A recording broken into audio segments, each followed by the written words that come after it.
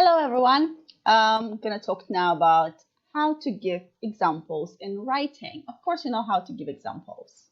Um, you know all the words, all the phrases that you can use to give examples, right? And however, there are some tiny differences between them. In terms of the use in the sentence, the place in the sentence, and the punctuation you use with them, right? Well, let's discuss that. Oops, my face. All right. So take a look at these four sentences below. Some of them have some errors in punctuation with the words of given examples. Yeah. So take a look, pause the video for a while, and read the sentences and find these mistakes in punctuation. Punctuation meaning full stops, commas, also capital letters probably. Okay. Pause the video and find the mistakes.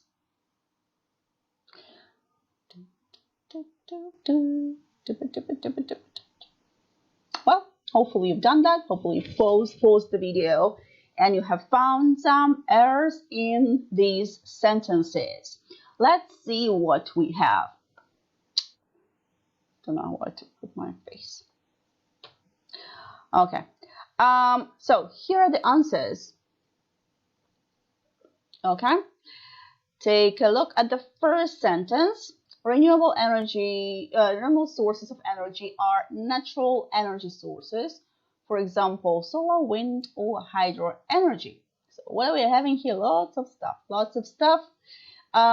First of all, when we have, for example, we need to have two commas if it's in the middle of the sentence. Yeah? And here, for example, is in the middle of the sentence. Why can't we have, I'm sure some of you have put a full stop after sources and have started for with a capital letter. Why can't we do this way? Why?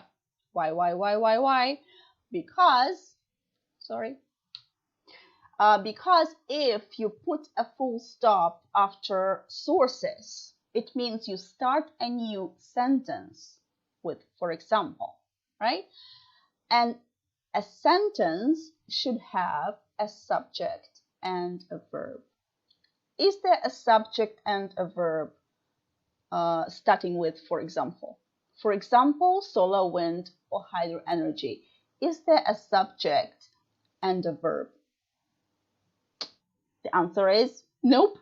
There is only probably a subject. There's no verb at all. That's why we cannot put a full stop after sources. Hope you remember that.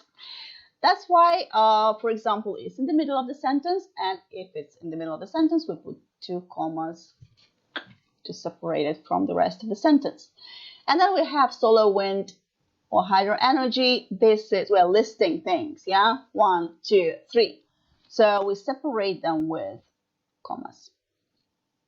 All right, the second sentence, the only mistake here is I'm missing full stop in the end of the sentence. That's it. Why don't we need any commas in the middle?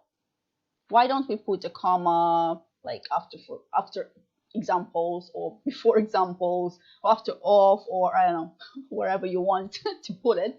You can't put a comma here because examples here, it's the continuation of a sentence. It's not a linking phrase. It's not a linking phrase.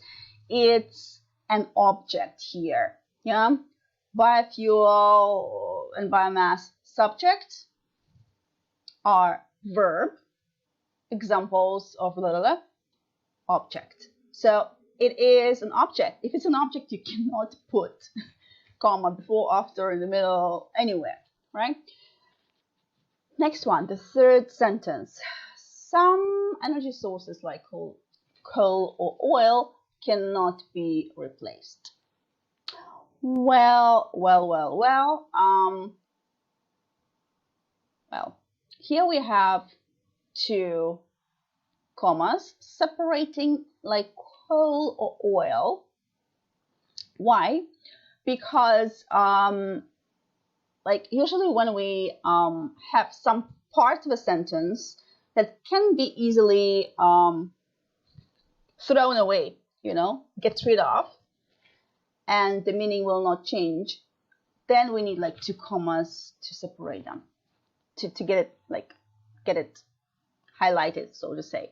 Because if you read the sentence without this part, you can say some energy sources cannot be replaced. Can we say so? Yes, we can. Some energy sources, subject, cannot be replaced. Verb. Yeah. We can remove this thing, this part. That's why we use two commas to to show that this part of a sentence can be removed. The fourth sentence, some energy sources are non-renewable. For instance, the formation of oil takes billions of years. Okay, so here,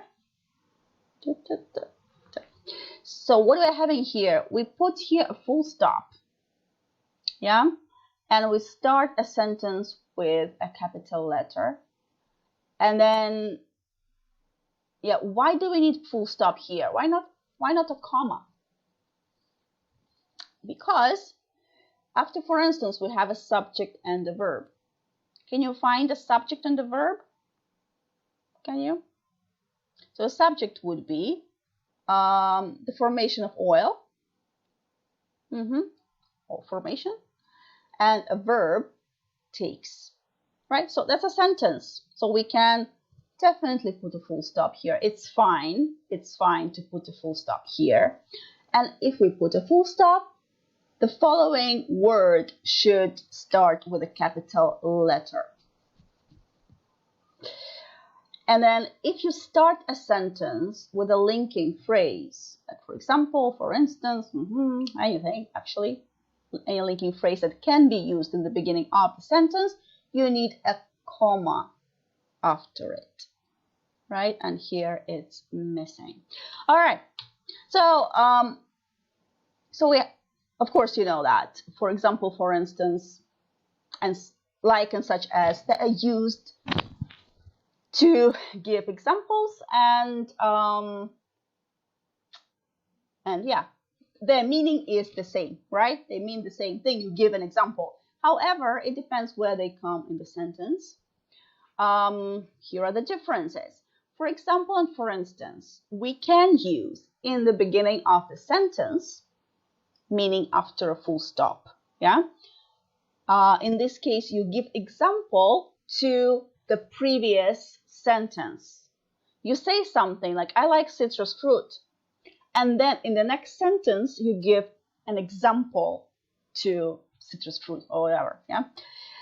Like here, I like citrus fruit, full stop. For example, I think oranges are fantastic. And we need to remember here that if you start a sentence with, for example, or for instance, you put a comma after them, and there should be a subject and a verb. If there is only a verb or only a subject, it's not a sentence, right?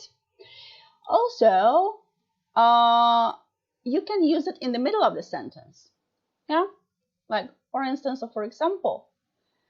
And also you can use it in the end, okay, which is possible, right? In this case, if you use it in the middle of the sentence, it is separated from the sentence with two commas, okay? Two commas. Remember that, not before only or after only, both. If it's in the end of the sentence, of course, use only one comma because you have to put a full stop in the end, right? So this is possible. And if it's the middle of the sentence, you do not start it with a capital letter, because why would you do that? Yeah, if it's the middle of the sentence. In contrast to, for example, for instance, like and such as cannot be used in the beginning of the sentence. You cannot start a sentence with like or such as. Okay? So if you say, I like citrus fruit, full stop. Like oranges, whatever, no. No. Never. Mm-mm. You can only use it, okay, them, you can use them only in the middle of the sentence. Not even in the end, like for example, no. Only in the middle. And if you want to put a comma, you put it before like and before such as, not after. I know that like in Arabic, when you like make a sentence, you somehow pause after like, yeah? You say, I think citrus fruit like oranges. In English, you don't do that, all right? You make a pause before such as, and before like. However, sometimes we don't put commas, so it's okay. Like, it's okay here. It's not necessary for you to know the differences. There's some differences in meaning, but it's not obligatory to have a comma. Okay, you just need to remember that you don't use them in the beginning of the sentence, right? And you do not put a comma after them. No. All right, these are the basic differences. That's what you need to remember. Yeah, the meaning is the same, but where it goes in the sentence and like where you put commas and capital letters, of course, is different. So please remember that, and you can have some exercises on Moodle to practice that, and hopefully you are ready for the midterm exam and final exam. Okay, see ya.